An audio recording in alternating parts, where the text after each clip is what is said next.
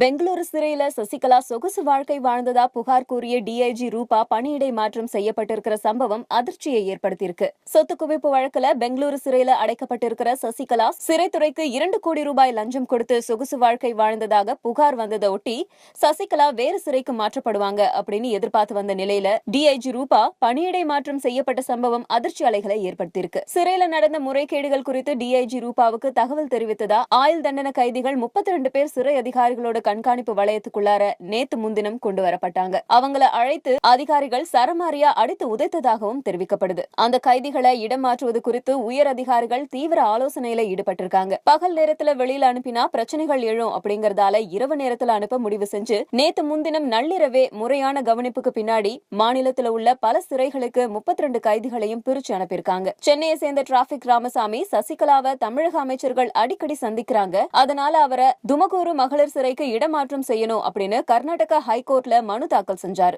விதிமுறைப்படிதான் சசிகலாவை சந்திக்க அனுமதி தரப்படுகிறது அப்படின்னு அரசு தரப்புல சொன்னதோட மட்டுமில்லாம அவரோட மனுவை தள்ளுபடியும் செஞ்சுட்டாங்க. சிறைத்துறையில பணியாற்றி ஓய்வு பெற்ற அதிகாரி ஒருவர் சொல்லும்போது சசிகலாவை பெங்களூரு சிறையில இருந்து கர்நாடகத்தோட எந்த சிறைக்கு வேணுமானாலும் மாற்றலாம். துமகுருவுல மகளிர் சிறை இருக்கிறதால அங்க மாற்றுவது சரியா இருக்க வாய்ப்பு இருக்கு. இடம் மாற்றத்துக்கு எந்த காரணமும் சொல்ல வேண்டிய அவசியம் இல்ல அப்படின்னு சொல்லியிருக்காரு. சசிகலா அறை உள்ளிட்ட பல ஆதாரங்களை தான் ஒரு கேமராவில பதிவு செய்ததாகவும் ஆனா அதை சிறை நிர்வாகம் அழித்துட்டதாகவும் ரூபா புகார் சொல்லியிருக்காங்க. இதை தொடர்ந்து சிறையில ஆய்வு நடத்துறதுக்காக முன்னாள் IAS தலைமையில ஒரு மேல்மட்ட குழுவை கர்நாடக முதலமைச்சர் சித்தராமையா அமைச்சாரு. இந்த நிலையில சிறைத்துறை டிஐஜியா இருந்த ரூபா பெங்களூரு நகர போக்குவரத்து மற்றும் சாலை பாதுகாப்புத்துறை ஆணையரா நியமிக்கப்பட்டிருக்காங்க. மேலும் 2 கோடி ரூபாய் பெற்று சசிகலாவுக்கு சலுகை தந்ததா சொல்லப்பட்ட ADGP சத்யநாராயணா காத்திருப்போர் பட்டியல்ல வைக்கப்பட்டிருக்காரு. அவருக்கு பதிலா ASN மூர்த்தி கர்நாடக சிறைத்துறை ADGP-யா நியமிக்கப்பட்டிருக்காரு. இதே மாதிரி தமிழக டிஜிபி TK ராஜேந்திரன் பதவி நீட்டிப்புக்கு எதிராக கதிரேசன் அப்படிங்கிறவரு சென்னை உயர்நீதிமன்ற மதுரை கிளையில வழக்கு தொடர்ந்திருந்தாரு. அந்த வழக்கு இன்னைக்கு விசாரணைக்கு எடுத்து வரப்பட்டது. இதை தொடர்ந்து தீர்ப்பு வழங்குற தேதியை நீதிபதி ஒத்திவைக்க உத்தரவிட்டிருக்காரு. சட்டம் ஒழுங்கு கூடுதல் பொறுப்பு டிஜிபியா பதவி வகிச்சுட்டு வர TK ராஜேந்திரனோட பதவி காலம் கடந்த ஜூன் மாதம் 30ஆம் தேதியோட நிறைவு பெற்றது. அதை தொடர்ந்து அவர் ஓய்வு பெறுவார் அப்படின்னு எதிர்பார்க்கப்பட்ட நிலையில அவருக்கு மேலும் 2 ஆண்டுகள் டிஜிபியா பணி நீட்டிப்பு வழங்குச்சு தமிழக அரசு.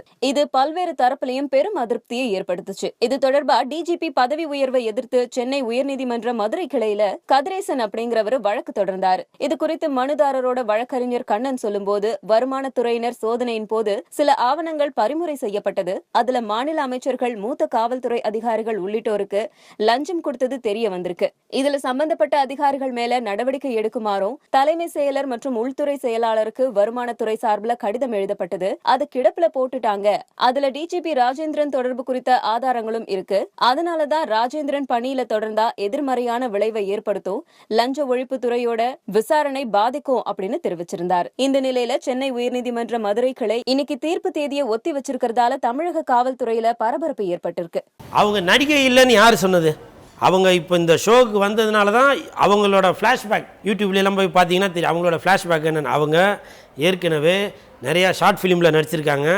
அப்புறம் டிவியில் ஆங்கராக வர்றதுக்காக, தொகுப்பாளராக வர்றதுக்காக பல முறை முயற்சி செய்திருக்காங்க. குட்டிக்காரனாக நடிச்சிருக்காங்க.